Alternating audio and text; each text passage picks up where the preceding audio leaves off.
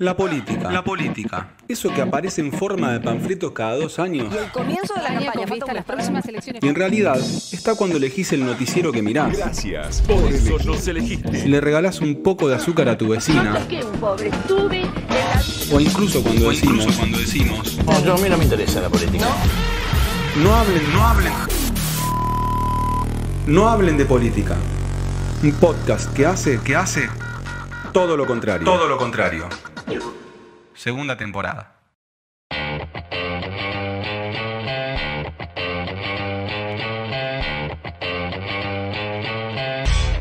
Bienvenidos y bienvenidas a un nuevo episodio de No Hablen de Política, un podcast para hacer todo lo contrario. Mi nombre es Alexis Gerson y estamos junto al señor Tomás Cogliati en Estudios Centrales, quien sonríe y saluda en esta hermosa videollamada que hemos creado para grabar el episodio, y también junto a mi ladero en esta aventura, el señor Leandro Lora. ¿Cómo andas, Leo? Ale, ¿cómo estás? Bien, por suerte bien, disfrutando de las lindas tardes que nos están tocando últimamente. Algunas ventosas y con mucho frío, que ya eso sería una descripción negativa, pero lindas. Y con ganas de discutir, que tenemos temas bastante fresquitos, si se quiere.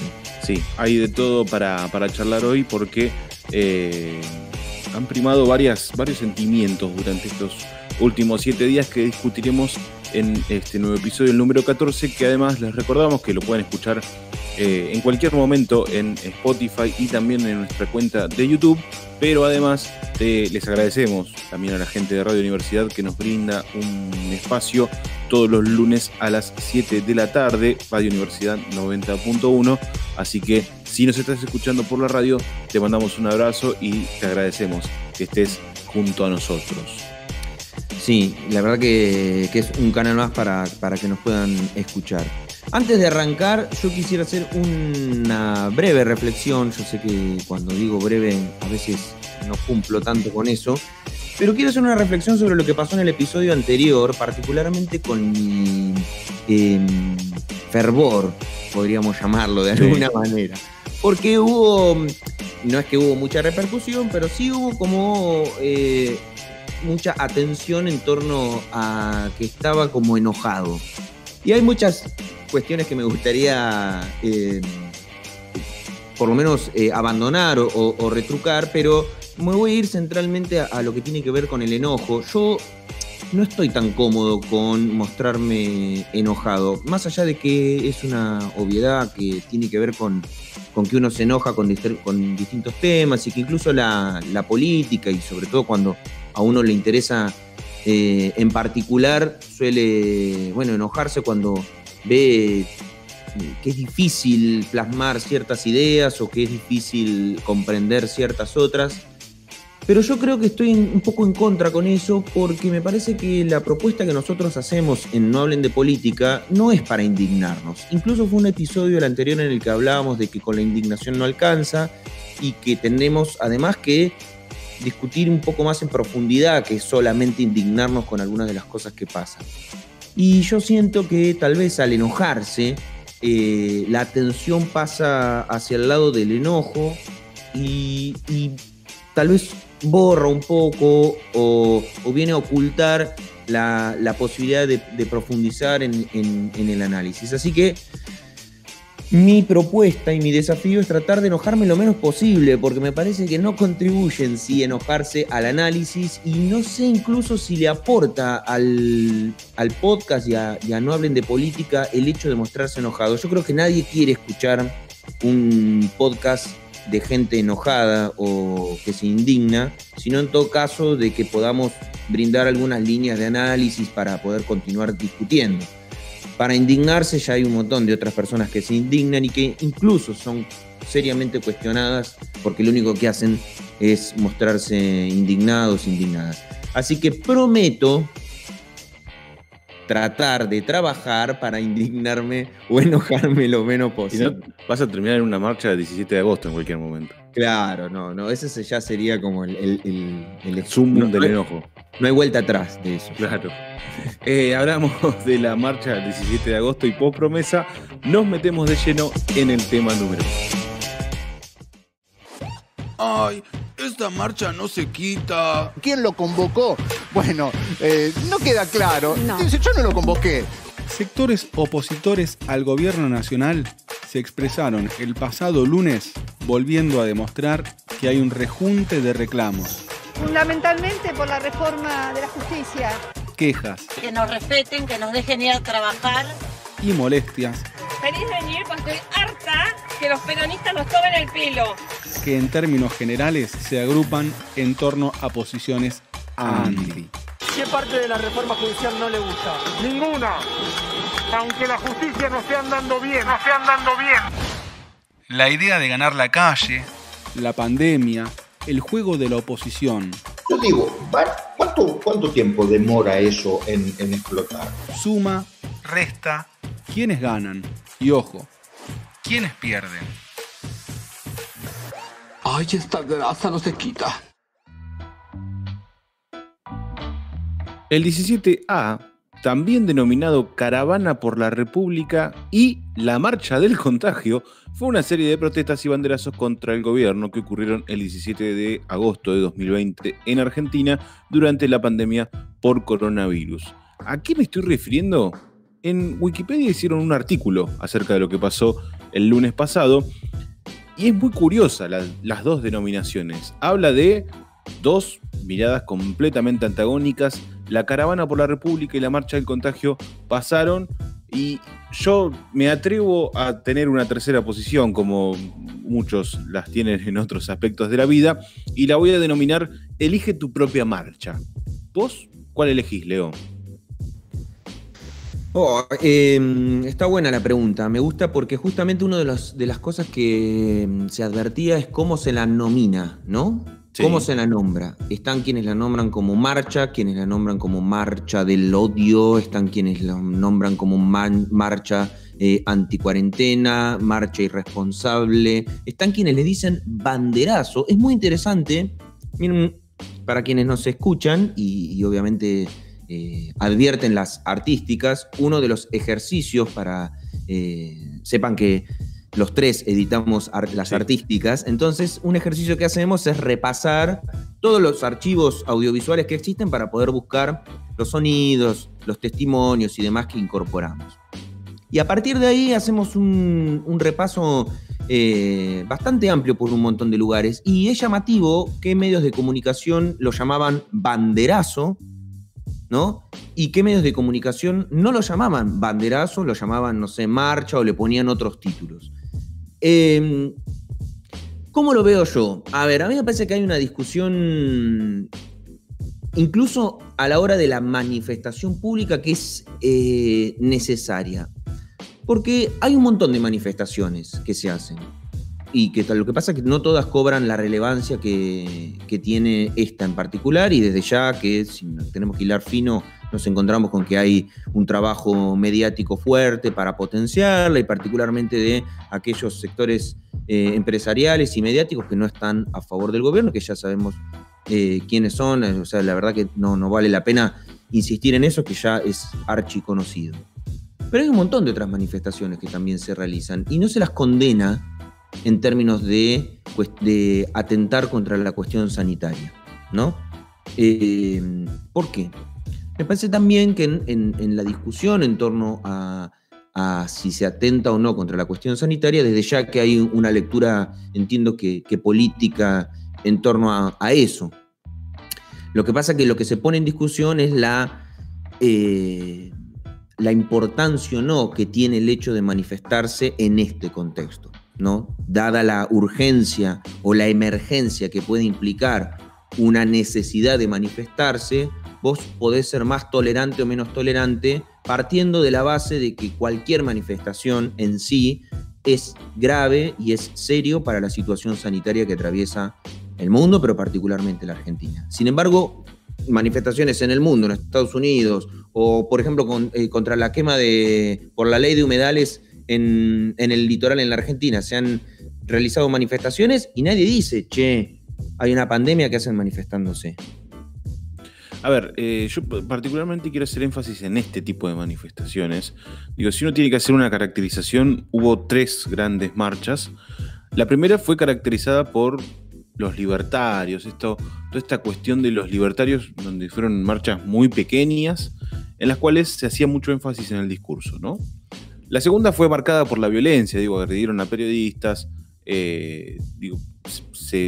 tenían un tono mucho más violento que otras ocasiones y ya se empezaba a ver como una mezcla de reclamos.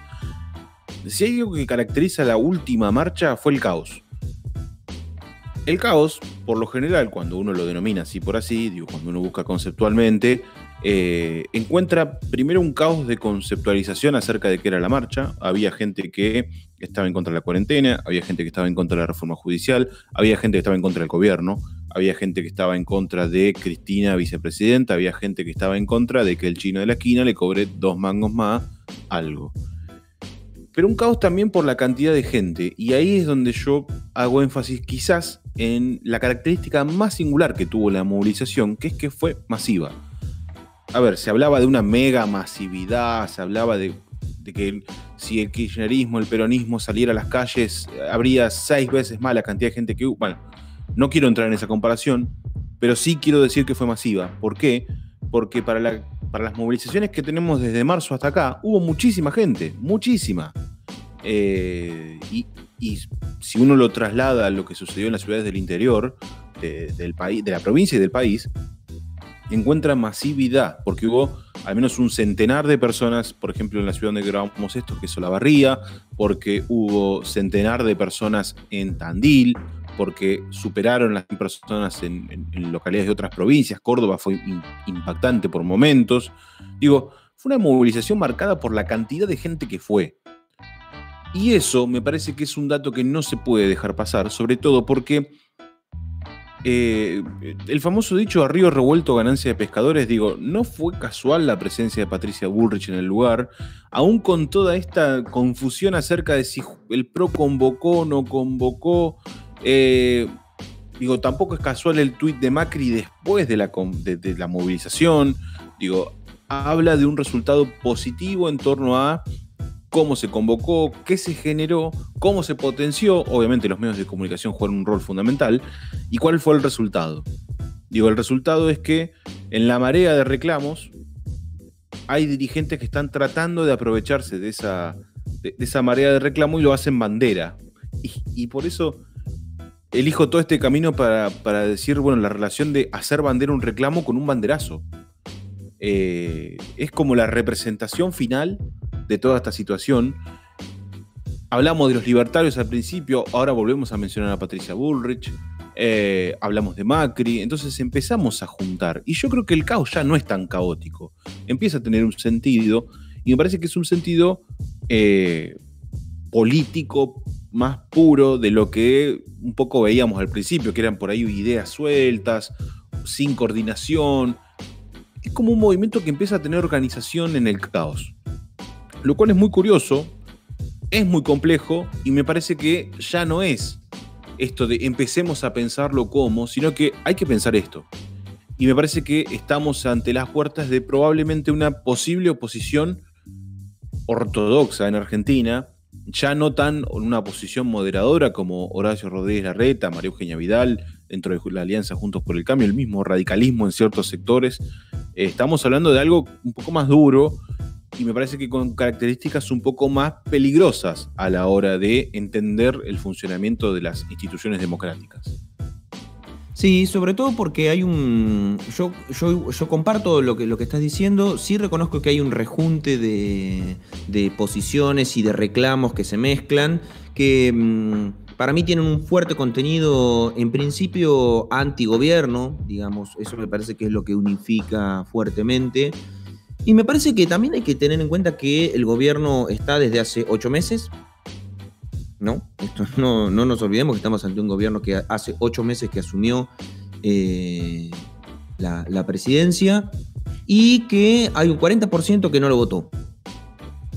Un 40% que viene además en una lógica activa de movilización, prepandemia obviamente, y ese 40% no lo votó y se moviliza y no lo va a votar además. Por ende, la expresión popular, me parece que hay una cuestión de discursiva en términos de quién de ganar la calle o disputar la calle y demás, que hoy esa discusión no tiene demasiado sentido, porque yo sí comparto que el día que los sectores que no se están manifestando se manifiesten, van a hacer una demostración sorpresiva, si se quiere, o van a poner las cosas en la lectura cotidiana que existe para las movilizaciones en la Argentina. Pero lo cierto es que hay una realidad sanitaria que tiene un riesgo, ¿sí? La manifestación tiene un riesgo, implica un riesgo sanitario, no es gratuita, y a mí me parece que ahí también hay un criterio a la hora de entender qué se pone en juego cuando uno toma la decisión de ir a manifestarse. Cuando uno toma la decisión de ir a manifestarse, en este contexto, un poco está poniendo en juego, ya a 5 meses de que estamos trabajando y tratando de administrar una pandemia como país, y estás poniendo en juego la situación sanitaria. Entonces, hay 2 criterios: o te crees que no te va a pasar nada, ¿sí? O no te importa, ¿sí? Pero esas 2 cosas operan. O no te importa o no crees que no va a pasar nada. Y eso a mí me da la sensación que son no sé si las lecturas, pero son como análisis subterráneos de lo que sucede. Es un colectivo, un sector de la sociedad que no le importa o cree que no le va a pasar nada y se manifiesta aún así con la multiplicidad de discursos que existen, básicamente porque está en contra del gobierno, a un gobierno que a 8 meses de asumir está administrando una pandemia. Es bastante, a mi criterio, bastante cruel, pero sí da cuenta de qué conjunción heterogénea, digamos, de sectores se está agrupando. Y hay otra lectura que también me parece interesante, que yo creo que hay una disputa por quién capitaliza eso, sobre todo porque está acompañada por medios y está magnificada además por medios, porque la verdad que la discusión de si fue masiva o no fue masiva, insisto con esto, hay un 40% que no votó al gobierno, que no lo va a votar, que no lo quiere y que si se puede manifestar como mínimo lo va a hacer. Entonces me parece que eso está fuera de discusión. El tema es que una manifestación en este contexto, yo no sé si es leída por todos los sectores de la sociedad del mismo modo. El jefe de gabinete, Santiago Cafiero, había dicho que había gente que no está a favor del gobierno, pero que no había ido a manifestarse, porque entiende que, me parece que hay una lectura de no es correcto. Y esas posiciones que son tan antagónicas, yo no sé si a nivel social van a ser aglutinadas como las dirigencias, ¿sí? Opositoras al gobierno. Porque nosotros podemos tener, por ejemplo, dentro de Juntos por el Cambio, los moderados y los combativos, ¿no? Patricia Bullrich y Horacio Rodríguez Larreta, supongamos, ¿no? Uh-huh. Y podemos decir, bueno, en realidad cada uno hace su juego, uno más combativo, el otro no, y a fin de cuentas después se juntan. Bien, eso a nivel dirigencial incluso yo lo puedo aceptar, pero a nivel social, hay un sector de la sociedad que dice, che, a mí me parece que lo que están haciendo, este juego político en el medio de una pandemia, no da. Y la verdad que ahí, ¿quién me podría atraer? La posición Larreta. Sí, pero la posición Larreta es tan tibia, porque es como que no da, pero no dice que no da, y al mismo tiempo tampoco dice que acompaña, pero ahí hay una discusión en torno a compararlo con el kirchnerismo, que también durante el gobierno macrista tenía una posición combativa y otro sector del peronismo tenía una posición dialoguista, y finalmente se unieron. Y el resultado fue bueno, sí, el resultado fue bueno, pero porque el gobierno de Macri tuvo resultados malos. Tan malos fueron los resultados de Macri que con todos los medios en contra, con toda la justicia en contra, con todas las acusaciones en contra de la expresidenta, por ejemplo, la votaron igual. Entonces, ojo con hacer una comparación similar entre los comportamientos políticos durante el gobierno macrista que hizo la oposición y hoy, porque depende también cuáles sean los resultados que obtenga el gobierno. Muy chiquitito para cerrar, obviamente me parece que es uno de los puntos más sensibles y dolorosos. Me parece que fue una semana donde han fallecido muchos enfermeros, mucho personal de salud, incluso mucho personal joven, sin antecedentes de enfermedades previas, de patologías que hayan influido en su fallecimiento. Obviamente desde este humildísimo lugar acompañamos a las familias, pero también me parece que fue una semana de reflexión en torno a la movilización, a lo que genera la movilización, que son contagios, sobre todo tan masivos y en lugares de circulación comunitaria como es en la ciudad de Buenos Aires. Al mismo tiempo, el fallecimiento de personas que trabajan en guardias de entre 24 a 48 horas sin parar, salen de los hospitales a descansar un rato y se encuentran con movilizaciones de este estilo, o con personas en los medios diciendo que hay que tomar dióxido de cloro, o con dirigentes que dicen que la cuarentena es un complot para controlarnos. Entonces, me parece que ese es una de las peores cosas que deja este momento político en términos de movilización y situación sanitaria, generando obviamente un doble trabajo para el personal de salud, que ya está dejando todo en los hospitales de todo el país y que obviamente ven colapsadas las terapias intensivas, y además el fallecimiento de colegas y de compañeros, de amigos o de amigas, que hace que todo sea un poco más doloroso.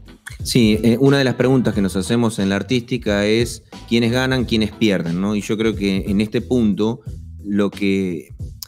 una de las cosas que pierde es insisto con esto, es el sentido de comunidad, porque no solo que utiliza una fecha patria que debería ser factor de unidad para una protesta en este sentido en contra de un gobierno que asumió hace 8 meses, que eso incluso hasta podría uno soslayarlo, pero en el contexto en el que se da hay un sentido de poca empatía para con la situación, para quienes trabajan, para quienes la están pasando mal, para quienes están perdiendo la vida, que hay una sutil destrucción del sentido de comunidad que va erosionando en estos sectores radicalizados, que habrá que prestar atención cuál es el resultado político, electoral incluso, de lo que pueda salir de ahí.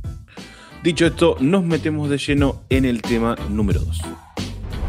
Para todos y para todas. El presidente Alberto Fernández declaró servicios públicos a la telefonía celular, a la televisión por cable y a Internet. Después está la cuestión de la naturaleza de un servicio público, empezar a entenderlo nosotros también como eso, como entendemos a los otros servicios públicos.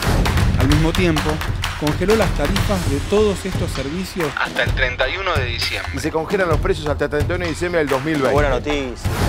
Una medida celebrada,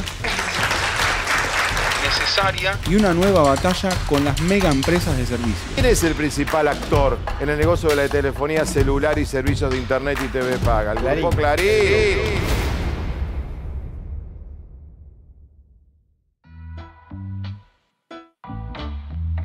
Hemos decidido declarar servicios públicos a la telefonía celular, servicios de internet y a la televisión paga. De esta manera garantizamos el acceso a los mismos para todos y todas. Esto lo dijo en el inicio de un hilo de Twitter el presidente Alberto Fernández en una de las bombas de la semana, que tiene que ver con un pedido que llevaban muchos sectores de hace bastante tiempo y que en la pandemia se recrudeció, se empezó a ver ya como una necesidad, y la respuesta ante esta necesidad es la declaración de servicio público a 3 servicios, vamos a decirlo ya de esta forma, que obviamente tienen una importancia vital en la vida de los argentinos y las argentinas en este contexto en particular. Sí, qué linda discusión. Y además, así como terminamos en el bloque anterior, la discusión de la crisis del sentido de comunidad, esto es un punto a favor del sentido de comunidad. Justamente poder discutir el acceso a la comunidad. Cuando me refiero a comunidad, no, ya está claro que me refiero al país entero. Lo que pasa que es muy difícil, me parece que también hay mucho de eso de haber perdido el sentirnos comunidad, nación, ¿no? Pero bueno, en este sentido decir que es el acceso a la comunidad de servicios como por ejemplo Internet, que me parece que es uno de los más importantes en este punto, que queda expuesto en términos de pandemia, ¿no? Como algo imprescindible. Pero bueno, el contexto sanitario ayuda a pensar a futuro cómo incide el acceso a Internet y sobre todo cuánto el Estado, como el responsable de representarnos a todos, a todas, puede regular el negocio que está ocurriendo con algo que es esencial para el desarrollo humano. Yo pensaba, quizás el ejemplo más claro de esta situación en pandemia fue la educación. Me parece que no hay ninguna duda de que el acceso tanto a los datos de la telefonía celular como a Internet, ya sea por cable o por satelital, me parece que es clave para entender la necesidad que los argentinos y las argentinas tienen para tener estos servicios sí o sí en cada uno de los hogares del país. Imagínense que uno lo ve quizás en el ámbito universitario porque es en el que se mueve, pero un chico de primaria, un chico de secundaria, se les brindó todas las herramientas vinculadas a la televisión abierta. Por ejemplo, la TV pública pasaba programas especiales donde docentes enseñaban, ¿sí? Mismo caso Radio Nacional, pero muchas veces no alcanza. El estudiante o la estudiante muchas veces necesita de su docente, de su profesor, de evacuar dudas con alguien que obviamente se formó en eso, y la única manera de comunicarnos en pandemia es o por teléfono, o por videoconferencia, o por alguna otra alternativa, pero ya vinculada siempre a las conexiones con Internet. Entonces, me parece que el ejemplo es tan crudo y tan claro. En el ámbito universitario, en el ámbito secundario sobre todo, hubo un porcentaje altísimo de deserción por no tener las condiciones necesarias. Desde no tener una buena conexión a Internet, pasando por no tener datos en el celular, pasando por no tener un dispositivo que te permita conectarte. En la última conferencia de prensa, el mismísimo Horacio Rodríguez Larreta, jefe de gobierno porteño, pidió que alrededor de 5.000 chicos vuelvan a las escuelas con la única función de estar conectados, lo cual da cuenta de las falencias incluso en la capital del país, y en un distrito que obviamente es por sí solo un distrito, pero además es la capital del país. Hay 5.000 chicos como mínimo, estos son los que el gobierno de la Ciudad de Buenos Aires ha registrado, no tienen un acceso no solo a una conexión, sino tampoco a un dispositivo que les permita educarse, lo cual me parece que la llegada de esta declaración de servicio público es una respuesta política del Estado a algo que se está viendo desde hace como mínimo el inicio de la pandemia, pero si uno lo analiza un poquito más fino, se está viendo de mucho antes. Sí, ayuda también en términos políticos a ver dónde se posiciona cada uno de los actores, ¿no?, de la política en relación a este tema, y estamos viendo, y la verdad que más allá de las preferencias políticas que uno tiene como peronista, advierte que es justamente muchas de las referentes de la oposición que están en contra, y un poco también casi que es como el salir a la defensa de sus aliados, que son los medios de comunicación y particularmente un conglomerado empresarial de comunicación como es el Grupo Clarín. Otra vez hay que volver a mencionar este tema, aunque ya es archi conocido el posicionamiento de poder que ejerce mediáticamente y ahora en el uso y distribución de la tecnología como es Internet. Yo comparto lo de la educación, desde ya que me parece importante. Yo estoy a favor de la educación presencial, desde ya entiendo que la cuestión de la pandemia es una cuestión excepcional, y también entiendo que es una herramienta importante el poder vincularse en materia de educación y del acceso a información y conocimiento a distancia. Eso desde ya, pero bueno.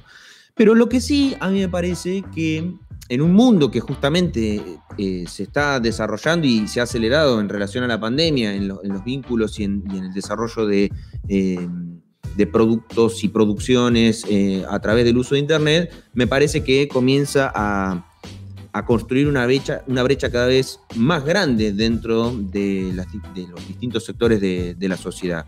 Y el ejemplo que a mí me parece muy interesante es el nuestro. El de No Hablen de Política, un podcast, ¿no? Ajá, sí. ¿Por qué lo quiero poner como ejemplo? Porque, esto no es un chivo, simplemente que quiero contar que es parte de las reflexiones que se me han despertado a partir de que empezamos a diseñar el esquema de aportes, ¿no? De aportes o de suscripción.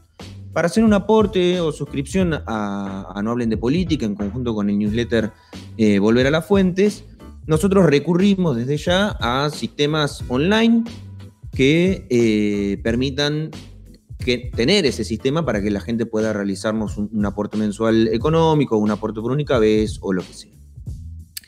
Al mismo tiempo que estábamos en esa discusión, salió un meme, ¿no?, que hacía una diferenciación entre lo que considera emprendimiento y lo que considera changa, y que ambas están descritas con colores de piel, ¿no? Los emprendimientos con colores de piel claros, podríamos llamarlo, y las changas con trabajos, podríamos llamarlo, o con emprendimientos, si se quiere, con colores de piel más oscuros. Y yo pensaba que nosotros, dentro del sector social al que pertenecemos, tenemos no solo la posibilidad de acceder a las cuestiones técnicas que necesitamos, desde el micrófono, la computadora, sino también Internet. Y además de Internet, acceder a los mecanismos que nos permitan hoy tener la chance de jugar o apostar a una aventura que implica que esto además nos pueda brindar alguna ayuda económica. Ahora, para poder producir y generar un producto que nos pueda generar ingresos haciendo uso de la tecnología existente, tenemos que tener acceso a todas estas cosas. Hay sectores de la sociedad que no tienen acceso a todas estas cosas. Y que además, no solo no tienen acceso a estas cosas, sino que tampoco tienen la posibilidad de recurrir a este tipo de productos o a este tipo de aventuras, como le podemos soler llamar nosotros en una jerga amigable, o ideas o desarrollos en términos de comunicación, en cuestiones de construcciones de productos digitales y demás. No hay chance. No hay chance porque básicamente no hay internet, no hay acceso a redes sociales, no hay acceso a las cuestiones técnicas. Una de las cosas que discutíamos, sobre todo, no hay plataformas públicas para suscripciones, para aportes por única vez, ¿no? Son todos privados. Entonces digo, ¿dónde está también la importancia de que muchas de las opciones de desarrollo humano que existen vinculadas a la cuestión tecnológica están asociadas a los privados y son casi una cuestión de clase, donde hay sectores de la sociedad que no acceden y no pueden visualizar la posibilidad de desarrollar o inventar o producir cosas donde hagan uso de los recursos tecnológicos existentes. Y por eso es importante para mí el hecho de la declaración de servicio público. Es importante advertir quiénes se oponen y por qué intereses defienden y por qué, y nuevamente vuelve a estar el sentido de comunidad. A mí me encanta que podamos discutir siempre atravesados por el sentido de comunidad, porque me parece que es la esencia central de la política a la hora de discutir dónde está el sentido de comunidad en el desarrollo, en el acceso, en la accesibilidad, en el hecho de que ahora se permite y se exija que las empresas tengan que ofrecer planes accesibles, valga la redundancia, para sectores que no puedan pagar las tarifas que hay que pagar. Parece que es uno de los pasos importantes a dar en materia de regulación. Sí, esta semana hablamos mucho de Patricia Bullrich, que claramente se paró en un lugar bien ortodoxo en torno a las discusiones, bien enfrente de la otra postura, independientemente de cuál sea la postura, y por ahí lo que mencionaba me parece que es rápidamente cuestionable. Digo, su cuestionamiento es cuestionable, justamente, porque ella señalaba que esta declaración de servicio público y el congelamiento de tarifas, a eso se le suma una regulación y además un pedido de generar una tarifa más social para aquellos que no tienen los ingresos suficientes para poder acceder al servicio, iba a desalentar las inversiones de estas empresas, sobre todo de aquellas que se fusionaron. Incluso hablaba puntualmente del Grupo Clarín y de Personal, que es una compañía de teléfonos móviles que ahora forma parte de este monstruo que es Cablevisión y que es el Grupo Clarín. Cablevisión, Fibertel, se le suma Personal, bueno, y así sucesivamente. Y la respuesta rápidamente que se le puede dar a esa afirmación es: ¿hace cuánto que no hacen inversiones? Me parece que las quejas por el servicio son enormes por todos lados, en todo el país, en lugares donde ni siquiera llega, en lugares donde no invierten porque hay poca cantidad de gente, por ejemplo, que son los pequeños pueblos de la Argentina, donde además cobran una tarifa altísima, donde el servicio es irregular, no es constante, donde cada uno, que quiere acceder a una conexión a internet para lo que sea, no siempre es suficiente, siempre en el momento donde uno lo quiere utilizar es menos y terminás contratando más por más dinero. Se vuelve un círculo vicioso que es hasta peligroso en cierto punto, porque obviamente no entendés por qué, no te explican por qué, los aumentos llegan, no sabes por qué. De hecho, había un aumento en la telefonía móvil ahora el próximo mes. Nadie entendía por qué. Era porque sí. O a veces te cobran mal. Bueno, siempre hay un inconveniente. Si uno ve, sin ir más lejos, va al Twitter de Fiverr y encontrás esas cuestiones. Sí, pero ojo, a ver, yo entiendo, a mí me parece que funciona muy bien como ejemplo y como una de las variables a tener en cuenta, pero no significa que la declaración de servicio público va a solucionar ese problema. No, claro. No, porque a mí me parece que está bien como estrategia, si se quiere, discursiva, porque algo o sea, es cierto, pero tampoco es cierto que esto viene a solucionar ese problema. Ese problema va a seguir existiendo. Para mí la discusión interesante, porque se empieza a dar, es los privados invierten y son los privados sin intervención del Estado los que van a solucionar esto, y la posición del Estado tiene que regular, porque esto si no se convierte en un negocio que solamente construye grandes monopolios, grandes empresas, que después ponen los precios que quieren, y lo están haciendo con un servicio que es considerado esencial para el desarrollo del conjunto de la sociedad. Ese es el punto de discusión. Yo entiendo que en la inmediatez de la discusión de la estrategia podamos decir, los servicios funcionan mal, entonces bueno, ahora... Pero no... Faltamos a la verdad si entendemos que la declaración de servicio público va a solucionar ese problema. No pasa por ahí. La discusión es si el Estado puede regular algo que se ha convertido ya a este punto de la historia de la humanidad en un servicio necesario para que la gente se pueda continuar desarrollando. Y me parece que esa es la discusión, porque también si nosotros superamos esa discusión, podemos entender el porqué de la necesidad de que el Estado pueda intervenir, regular, equilibrar precios, que no haya abusos, ¿no? Y que uno también tenga una defensa con el esquema político en el cual decidimos organizarnos como comunidad, que es a través de los gobiernos que vamos votando periódicamente, que puedan ser un elemento a donde recurrir cuando las empresas abusan o pretenden sacar partido de algo que es esencial. Exactamente. ¿Y cuánto hemos discutido la terminología esencial en estos meses? Digo, ¿qué es esencial? ¿Qué es imprescindible para la vida de los argentinos y las argentinas, sobre todo en este contexto? Y esa discusión está bueno verlo reflejado en decisiones de Estado.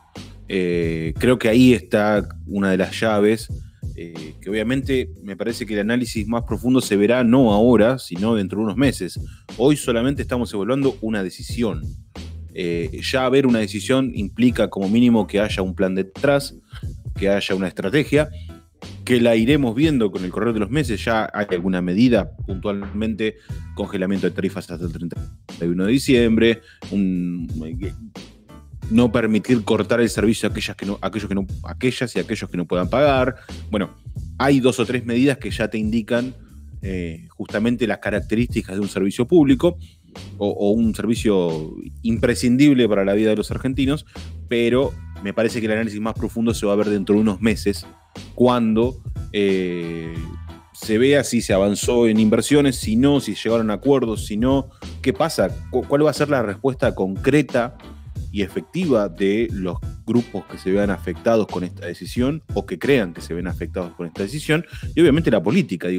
La oposición claramente no quedó en un lugar pasivo, sino que rápidamente salió a responder, lo hizo Patricia Bullrich, y hay alguno que incluso está a favor, pero bueno, siempre hay un pero y una cuestión chiquita para discutir, que se verá reflejada de aquí en más, no tanto en la decisión inmediata. Julio Cobos, por ejemplo, ¿no? Claro. Julio Cobos, que está a favor, o que incluso hay muchos actores de la política que hoy están en la oposición que han estado a favor de que esto se declare servicio público en otros momentos. Yo creo que es importante hacer la lectura de dónde se posiciona cada uno, cómo juegan los intereses, y bueno, y ver cómo avanza cómo avanza la discusión con temas más profundos en relación a lo que se inventa, ¿no? La humanidad va inventando y necesita de una regulación para que sea accesible para todos y todas. Bueno, dicha la discusión y abierta la puerta en realidad a la nueva discusión que se vendrá y que obviamente tendrá a No Hablen de Política en ese lugar discutiendo, debatiendo y escuchando a ustedes que nos están escuchando justamente del otro lado. Nos metemos de lleno en el tercer tema de este programa.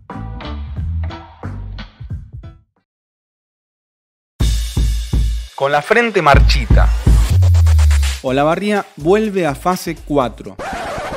Para.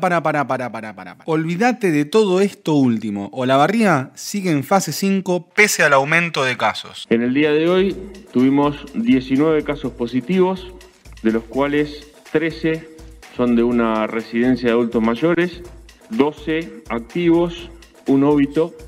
El país en su totalidad viene con un preocupante aumento de casos. El mensaje que estaba todo bien, que podían circular, empezó a aumentar los casos. ¿Cómo opera la política? ¿Qué impacto tiene en la economía y en el ánimo? ¿Cuánto falta para la vacuna?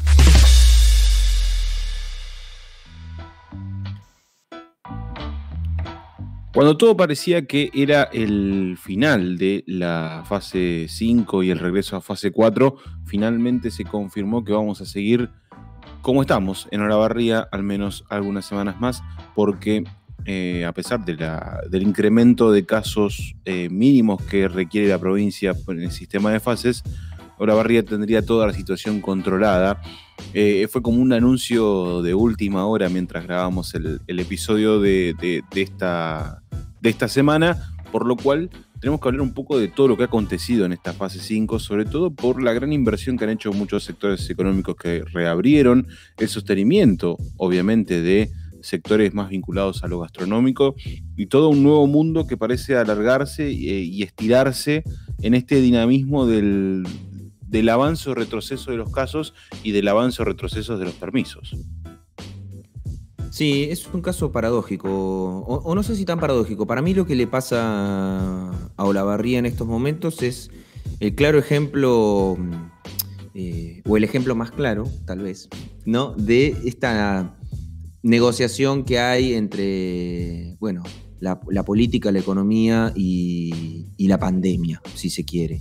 Básicamente porque cuando todo esto comienza nadie se imaginaba desde ya que con casos, simplemente con la mera existencia de casos, uno iba a estar con el nivel de actividad, por ejemplo, que tiene Olavarría al día de hoy, ¿no? Si uno se retrotrae al mes de marzo, bueno, claramente los criterios cambiaron, pero no solamente los criterios cambiaron en relación a marzo, sino que ya incluso lo que nos acaba de pasar es un cambio de criterio incluso en torno a, te diría que unas semanas atrás, que es básicamente Olavarría tiene un pico de 19 casos de golpe y continúa en la fase que más libertad le da de acción, ¿no? Bueno, eso no solo da cuenta de los criterios, es un ejemplo claro de cómo los criterios empiezan a pasar por otros lados, cómo también se está negociando con las circunstancias cotidianas que llevan a la actividad de una localidad, pero también permite advertir cómo entra en otro terreno de disputa política, no de disputa, sino de, no sé cómo llamarlo, pero hay como un discurso de quién es el responsable de la noticia antipática, ¿no? Al margen de las circunstancias que puedan llevar o no a retroceder de fase y con lo que eso implica en el impacto social, económico, ¿no? Y político. Una cosa que se advierte en la conferencia de prensa del intendente Ezequiel Gali es provincia quien va a decidir si retrocedemos o no retrocedemos, ¿no? Y uno podría agregarle otras palabritas atrás, es como decir, yo no tengo nada que ver, no sé, a mí no me pregunten, yo no me hago cargo, cosas que no dijo, ¿no? Pero hay común, yo no me hago cargo de la fase en la que estemos. Si se retrocede, es una decisión de la provincia. Digo, esto no lo dijo pero lo que sí se encargó de remarcar es que es la provincia la que va a decidir. Por ende, si hubiese que retroceder, la decisión política antipática de la medida le correspondería a la provincia y no al municipio. Distinto sería hacer una pregunta del estilo: ¿y vos, como responsable político de la administración de la ciudad, dadas las condiciones, qué decisión tomarías, por ejemplo? ¿No? Es una pregunta, yo creo que incómoda, porque obliga a pensar en términos antipáticos si uno advierte los casos. Ahora, perdón, y punto aparte, o en un párrafo aparte, uno podría decir, bueno, pero ojo, porque tal vez el cambio de criterio también en el análisis de la situación es aceptable. Es decir, bueno, ¿cuál es el cuadro de situación? No, casos puntuales en un lugar y son muchos, pero están en un lugar y están completamente identificados. No es circulación comunitaria. Bueno, ¿cuál es la situación, además de contención sanitaria, que tiene la localidad para esos casos y en el caso de que ocurrieran otros más? No es buena, es aceptable. Bueno, entonces me parece que son otros criterios, que me parece que también, para no machacarle estrictamente a la política en sí y a quienes están administrando, que tal vez el devenir cotidiano de las distintas situaciones, más la presión, más la tensión, más la lógica de entender la coyuntura, ojo, tal vez no está tan mal el criterio de comenzar a evaluar otras variables, ¿sí?, que tal vez son un poco más comprensibles de la situación y habilita que, en particular, la actividad económica continúe su curso. Sí, sobre todo que fue una semana donde empezamos a ver otro tipo de gestión de la pandemia, en el sentido de que se está asumiendo con cada vez más, o se está haciendo mucho más énfasis en que hasta, lo discutimos la semana pasada y me parece que viene bien la insistencia, hasta que no haya vacuna, el mundo va a ser así. Vamos a vivir en un país, en una provincia, en una ciudad, con buenas y malas.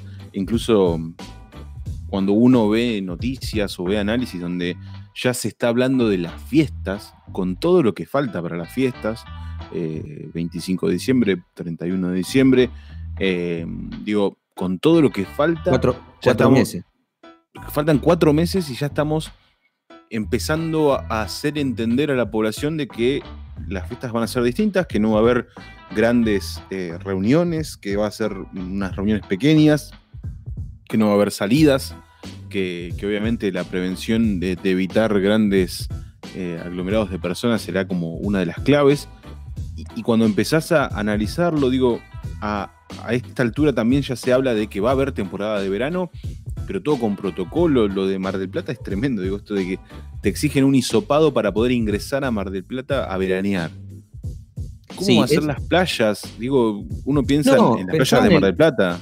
En el hisopado pensaba, que es carísimo el hisopado. O sea, ¿quién se va a hacer el hisopado para ir a Mar del Plata? Claro. Porque si te tenés que hacer un hisopado que te sale 4 lucas y hoy te sale 4 lucas, pero vos imagínate un hisopado en enero. Un hisopado en enero porque tu deseo es ir a veranear. ¿Cuánto va a salir? ¿No? ¿Quién va a ir? Y además, ese tenso equilibrio entre vos querés en realidad que pueda moverse algo la actividad económica y al mismo tiempo no querés que vaya gente que esté... Es complejo, es muy, muy, muy complejo, pero yo creo que estamos en una etapa en la que estamos administrando ya más la enfermedad que la pandemia, ¿no? Porque decir, bueno, volví al ejemplo de la barría. ¿Cuántas camas tenés? ¿Cuántos casos son? ¿Dónde está? Bueno, ¿tenés margen para que se enferme más gente? Casi es la pregunta. Sí, no. ¿Sí? Claro. Bueno, dale, que se enfermen entonces. Es como, estamos pasando a administrar la enfermedad, capaz. Y pensaba, bueno, la situación actual en Olavarría está controlada en el sentido de que hay pocas camas ocupadas en el hospital municipal. También hay, obviamente, lugares de soporte que no están siendo ocupados. Ha habido 2 personas fallecidas, pero según algunas cuestiones vinculadas al historial de salud de estos pacientes fallecidos, traían ciertas complicaciones que hicieron que el COVID-19 o el contagio de COVID-19 sea el detonante de su fallecimiento. A esta última situación que se dio el pasado viernes con 13 contagios en un hogar de ancianos.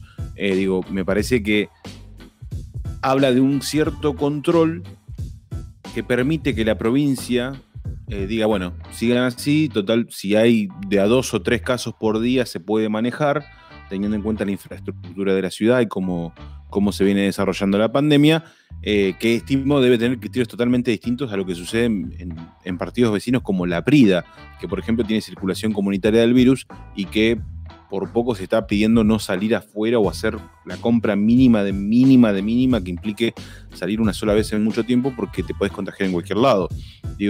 También la región está atravesando una situación compleja, no solo La Prida, hablo de Azul, el distrito de Tandil tuvo muchísimas complicaciones en la última semana.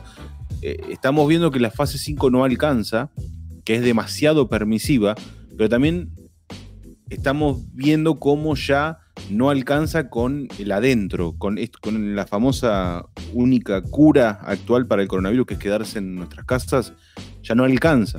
Entonces, ahora entra otra fase, ya que hablamos tanto de fases, entramos en otra fase donde claramente va a haber otro manejo de la pandemia y me parece que es correcto. Es una decisión correcta que tome la nación, la provincia y los municipios. Vamos a momentos donde va a haber más contagios, vamos a momentos donde cada vez más, si bien no es que el Estado se desliga, sino que ya generó muchísimas condiciones para evitarlo. Depende ya de las responsabilidades individuales. Esto que hablamos todo el tiempo, bueno, es momento de empezar a ponerlo en juego realmente, de que realmente la sociedad entre en protagonismo, aunque claramente hay otros factores que para mí son los emocionales, factores familiares, sociales, económicos, bueno. Y entra todo un nuevo análisis que es de variables y de idas y de vueltas. Sí, lo que pasa es que vos decías ya no alcanza con quedarse en su casa. En realidad no es que no alcanza, o sea, si vos te quedás en tu casa no pasa nada. Se entiende que el problema no pasa por ahí. Lo que pasa que ya, primero que es una de las cosas que muchas veces no queda claro es cuáles son las razones de los contagios. Vos te enterás qué contagios hay, el número o el lugar. No te enterás el por qué ni el de dónde viene, ¿no? Y porque vos decís, no alcanza con quedarte en tu casa. No, si te quedas en tu casa uno entiende que no pasa nada. Pero ¿cómo se están produciendo los contagios? O sea, ¿cuál es el vector que te lleva a contagiarte? ¿Cuál? ¿No? ¿Cuál es? Porque dicen, se juntan a tomar mate. Bueno, se juntan a tomar mate. Sí, es un riesgo, pero se juntan a tomar mate no te contagia por sí. No es por tomar mate te contagia. ¿Sí? Es que o alguna de las personas está contagiada, ¿por qué razón? O sea, ¿de dónde viene el vínculo que te lleva a estar contagiado? Eso es lo que muchas veces no se explica y uno no tiene esa información como para saber. Es como pasa con las movilizaciones. Vos decís, che, no vayan a la movilización. Bueno, ¿cuánta gente que fue a las movilizaciones se contagió? Esa sería una pregunta como para también poder uno después, con la prueba en sí, cuestionar, ¿no? Que las movilizaciones, al margen de que simbólicamente ponen en riesgo y demás, y que eso es una obviedad, ¿sí? Porque aumentás el nivel de riesgo, la pregunta es ¿cuánto pasa de eso? Como pasó, por ejemplo, con un intendente santafesino que fue a la marcha el lunes y el martes dio positivo y encima estuvo en la marcha con el barbijo abajo del mentón. Bueno, un desastre. Ese es un caso concreto. Pero hay que hablar con el funcionario tandilense que es responsable epidemiológico y fue también a la marcha anticuarentena. También hay una responsabilidad del Estado, claro, en algunos aspectos clave, sobre todo dar el ejemplo. Me parece que eso es lo mínimo de lo mínimo de lo mínimo. Sí, sobre todo porque me parece que también esos son casos a tener en cuenta que son condenables y otros que están administrando la situación y se disparan los casos igual, ¿no? Ya hay un criterio bastante complejo de cómo entender una buena o una mala administración, que ya prácticamente es muy difícil decir que, bueno, es buena porque no tuvo casos y todo el mundo tuvo casos, ¿no? Casi todos los distritos tuvieron casos y en el mundo entero casi todos tuvieron casos, siguen teniendo casos y entonces es complejo juzgar desde ese lado. No sé, Morales no tuvo casos durante 100 días en Jujuy y de repente ahora es una de las provincias más afectadas. Entonces hizo mal las cosas, las hizo bien antes, es un ir y venir. es bastante complejo juzgar desde ese lado y con esa variable solamente si una gestión es buena o es mala, también, ¿no? Pero sí en estos casos donde la irresponsabilidad de funcionarios es manifiesta. En ese punto también me parece. Y después me parece otra cosa interesante a discutir es el hecho de la vacuna, ¿no? La vacuna como la gran expectativa y con todas las complicaciones que le está trayendo a la vida del mundo en general, ¿no? La particularidad del avance científico a contrarreloj en el mundo para encontrar una cura que destruya de alguna manera el virus, y que es algo que señalaba el gobernador Axel Kicillof en la conferencia pasada, ¿no? Hay enfermedades que nunca no han encontrado hasta el día de hoy la cura, y esta está próxima a ser encontrada. Y yo me pregunto, ¿eso es porque la enfermedad ante la que nos enfrentamos es más débil que las otras que no encuentran la vacuna? ¿O porque las energías científicas, económicas, financieras, ¿no? Principalmente, están puestas en encontrar la cura? Es muy finita la discusión, tal vez, pero es una pregunta, porque, digo, hay enfermedades que adrede no encuentran la cura o son tan complejas que es imposible hasta el momento, y esta es compleja, pero no tanto porque ya le encontraron el punto débil, porque evidentemente no es una enfermedad relativamente débil en la comparativa de enfermedades existentes. ¿No? Como porque, qué sé yo, la industria farmacéutica también, capaz que en vez de encontrarte una cura, prefiere que mantenerte de por vida consumiendo algún medicamento para contenerla en lugar de erradicar la enfermedad. Digo, con las lógicas comerciales también que se ponen en juego en la administración de la pandemia, o mejor dicho, las lógicas comerciales o el comercio que está en riesgo producto de esta pandemia, exige que cuanto antes se encuentre una cura también. Los debates que dispara todo esto, que tienen que ver desde protocolos hasta este tipo de discusiones. Sí, la verdad que es un tema que va a llevar de aquí a mucho tiempo, y ese es uno de los temas que seguiremos hablando y que preocupan. Digo, uno quiere también tener ya su normalidad en este mundo extraña. Bueno, en fin, hay tantas cosas para charlar sobre este tema. Por lo pronto les agradecemos a todos y a todas los que nos escriben siempre, los que nos hacen una devolución, los que nos acompañan. Y los invitamos, como siempre, a darnos una mano, a suscribirse en los links que le dejamos en redes sociales para hacer su aporte. Tenemos la posibilidad ahora de sumar alguna suscripción por tarjeta de débito, también por tarjeta de crédito. Tenemos todas las opciones, se las vamos contando por redes.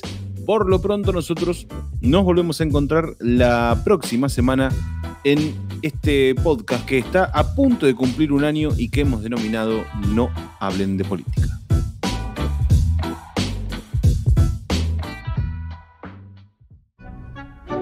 Si llegaste hasta acá es porque escuchaste un nuevo episodio de No Hablen de Política. Te escuché, Tatú. Nosotros no somos ninguna rata, amigo. Acordate de seguirnos en Facebook y en Spotify como No Hablen de Política. En Twitter nos encontrás como No Hablen de Poli y en Instagram como Hablen de Política.